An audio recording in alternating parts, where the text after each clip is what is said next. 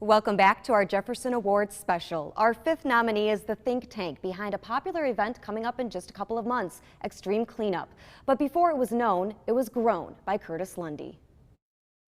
I was just at Duck Creek and I looked at it and the kids were kind of swimming in it and fishing, and I thought, God, is this a good place for them to do it? In 2003, Curtis helped organize a cleanup at Duck Creek, and as they say, the rest is history. The following summer, Extreme Cleanup was born.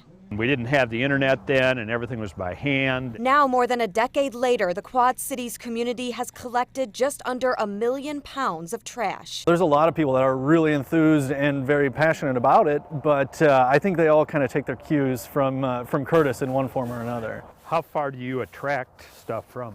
Curtis is also on the board of Nahant Marsh. The wildlife and its inhabitants can't speak, so we must. And we will in various ways. An attribute that's apparent in every piece of trash he picks up and the people who follow suit. He takes the lead on almost all of it, and without him, Extreme Cleanup wouldn't be what it is today. It was just kind of grew little by little, like a weed, I guess. Hard to kill.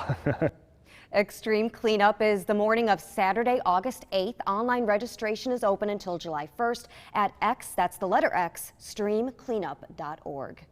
Next up is Eric Swanson. He fought for our country in Vietnam, and now he's fighting for those who fight today. The captain of the Quad City Patriot Guard Riders is our 6th Jefferson Award nominee.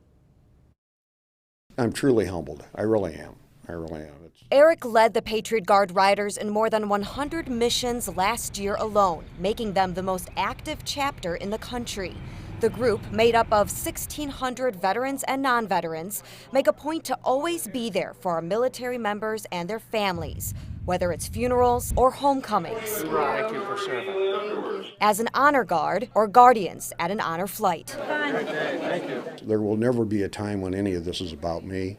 It's about all the men and women that come out, rain, snow, shine, 40 below zero, 110 degrees, doesn't matter. They show up, they hold the flags, they're respectful, and we take care of our families. He's somebody to look up to.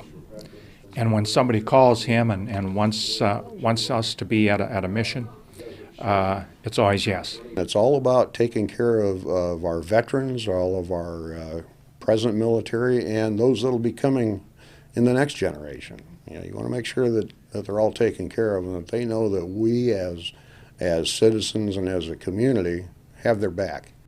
Again, you do not have to be a veteran to be part of the Patriot Guard. If you'd like to join or get more information, you can email Eric at qcapgr@gmail.com. You probably know our 7th nominee from his music, but something you may not know about Ellis Kell is that he lost his 17-year-old daughter in a car accident back in 2002. She too had the gift of music, and so in her memory, Ellis is helping other kids find their spot on the stage. More than 10 years later, Ellis and his wife, Christy, have turned that tragedy into charity.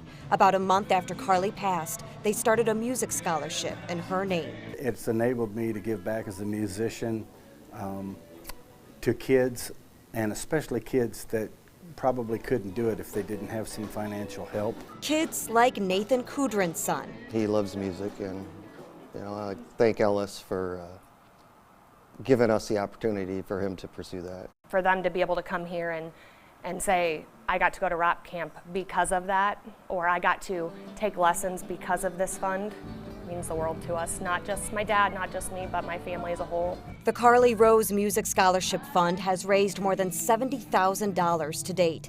That, paired with the programs offered by the River Music Experience, is helping young stars hone in on their skills and see where those skills can take them. There are so many kids out there, they can't afford the lessons, they can't afford the instruments, anything. You know, it's just a shame to think the next person that might be a really accomplished musician might not be able to do it just because they can't afford the price of admission. The Carly Rose Kell Music Scholarship Fund has touched the lives of more than 7,000 Quad City kids so far. Its fundraising event, called Moon Dance, is November 7th at the River Music Experience. For more information, you can email Ellis at eekell55@gmail.com. One more to go, our final nominee and Jefferson Awards finalist. just to get nominated, I couldn't believe it. I'm just blown away. What an honor and a privilege. Jefferson Award winner, Dennis Hout. We'll introduce you to the nominee who's heading to Washington, D.C. next week. This unsung hero story coming up right after this.